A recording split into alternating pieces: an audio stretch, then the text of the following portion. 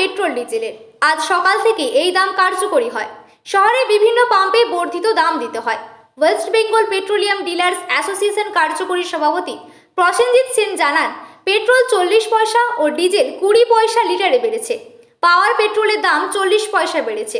তবে কী কারণে হঠাৎ 8 মাস বাদে দাম বাড়লো তা এখনও জানা যায়নি।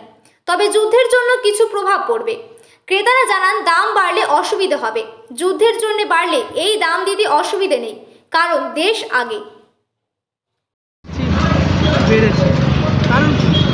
কারণ এই যুদ্ধ এ তো বাড়বেই। কিছু সেনাদের যে দরকারি জিনিসগুলো সেগুলো তো সব আমাদের এখান থেকেই যাচ্ছে।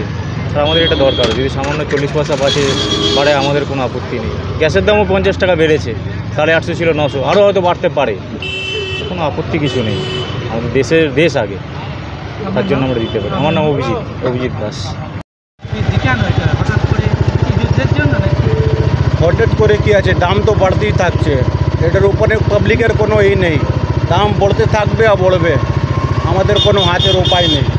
কারণটা কি মনে হচ্ছে? কারণটা হচ্ছে দেশে যুদ্ধ হচ্ছে, এরকম যুদ্ধ চলে যাচ্ছে, তারপর ডলার রেটটা তেল ব্যারেলে বাড়তি হয়ে যাচ্ছে, এই জন্য তেলটা দাম বাড়ছে, এটাই আছে।